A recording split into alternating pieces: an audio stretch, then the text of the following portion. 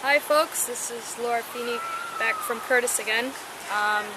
It's July, and the last I spoke with you was in April, pardon me, just shortly after Easter.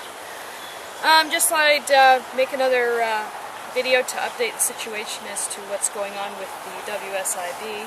Since I spoke with you last, a few things have occurred. One, beginning of May, my car was repossessed. They didn't have to come and get it. I voluntarily drove it away. Second thing is, beginning of May 6th, Ontario Hydro 1 showed up at my front door. And in the presence of 3 police cars, they proceeded to shut my power down. I was without power from Hydro 1 for 2 weeks. I got it back on the Friday before the May long weekend. I'm in the midst of paying back these people. It's in the few thousands of dollars. My husband is working 24/7. He is a borderline diabetic, and we've both been out trying to get our small business started of cutting grass, landscaping, and doing odd jobs just to bring in some extra money. If you're asking how we're managing to do that, well, the extra money that we make from landscaping is helping expand the business and keeping food on our table. Since then, I've also been rejected, not twice, but 3 times now from WSIB. And the most recent story that Rider Logistics has told them came in the form from my objection of, this is the, I'm not sure what date it is, May 20th, 2011, which stated, and I quote, "The 3 drivers laid off on April 14th, 2009 were the drivers with the most documented performance issue. It is of note that the drivers are union workers, and there is no evidence that any grievance was filed regarding her termination." Well, first of all, I would like to turn around and specify that I do not belong, or never had belonged to a union.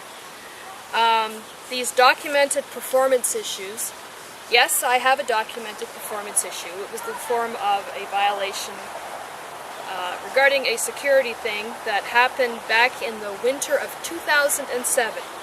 Yet they wrote it up for me, how conveniently, about a week after my assault on July 9th, 2008.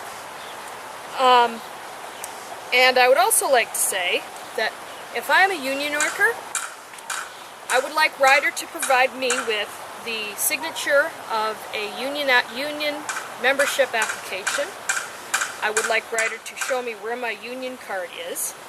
And last but not least, there's also the issue of T4s from 2006, 2007, and 2008. And I also have a copy of my notice of assessment for 2009. On this, there is a union dues line 212 that goes on your income tax form. I don't know how well you guys can see it, but that area, union number 44, is completely empty. I have 3 of those like that. So if you want to consider where that money is, I would like to know so I can put those that amount on my income tax form so I can do a T1 adjustment and get it fixed. Although I know for a fact it will never happen.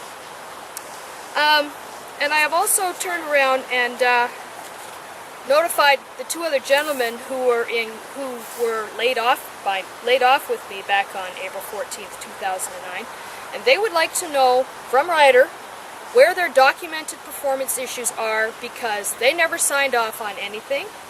And one gentleman would like to know if we did belong to a union, why we never had any grievance issued, but we all know that he never belonged to a union either. So he would like to know what is going on with that fact, because right now, as it stands, Ryder has defamed all 3 of us.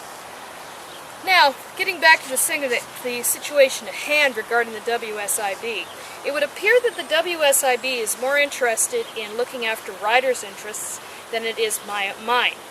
I would like to stand up to the fact that we now have a new law in the province of Ontario, Bill 168, which does not allow harassment or bad treatment of workers. And there's also another law that is apparently coming up that was introduced by Tim Hudak, Progressive Conservative leader of the province of Ontario, regarding the fact that WSIB is on the list of possible commissions that would be looked at in regards to how they have conducted their job and how they continue to do their job. Well, I can tell you right now, WSIB is more interested in promoting the way of the big corporations than it is the regular worker. I mean, come on. Why continue to beat me more than I've already been beaten?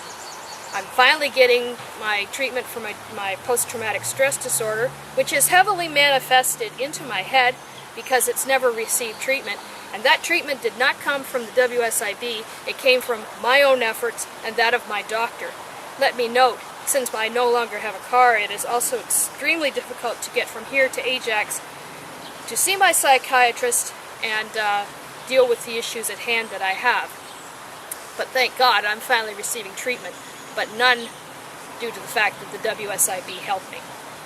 I would also like to introduce the fact that Ryder wrongfully terminated me, and I would also like to quote this letter that I got from a legal representative in Windsor, Ontario. You know, it's amazing. In Oshawa, we have pages and pages and pages of legal guys, okay, fine, they're out there trying to make a decent living like the rest of us.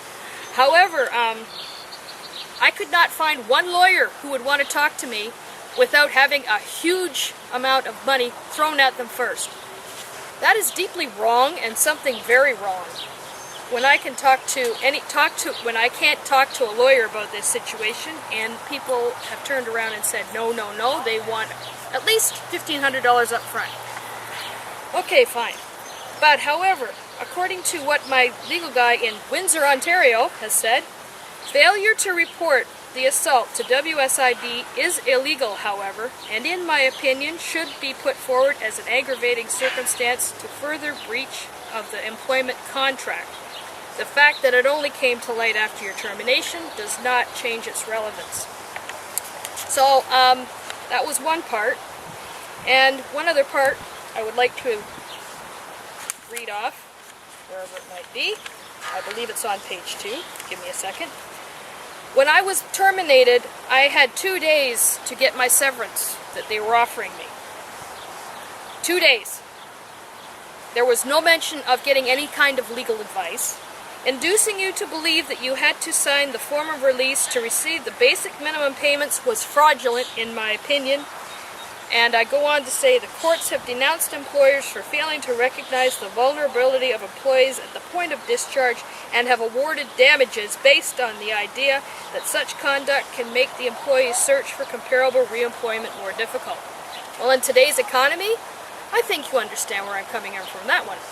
Especially when Ryder started using temporary workers in the spring of 2010 while I was still at home collecting EI, and they basically doing my job. So while I'm sitting at home collecting EI, they have just basically terminated any kind of rights that I had. So in closing, I have shown you that the WSIB is more interested in showing what Ryder has to say than listening to me and dealing with my issues. I'm hoping that the provincial election of October the 6th, oh yeah, and by the way, Mr. McGuinty, Mr. Hudak, Ms. Horvath, Mr. D'Souza, the employment minister, Mr. D'Souza, who I've written to millions of times but have still gotten no response, and anyone who is running for election in the province of Ontario, please make note of the fact that Mr. McGuinty and the other opposition leaders have so far ignored me when I have emailed them my link to my first video via regular email, Twitter, and put everything on YouTube. And so far I have received nothing, not even a phone call or any kind of inquiry from any of them. Mr. Hudak, if you are so interested in being the premier of this province, I would suggest you check out WSIB, but at the same time, leave the criminal injuries compensation people alone to do their job, because they are the only ones so far that have looked after my interests. They helped me. In closing, have a good day, people, and I will be back if necessary. Thank you.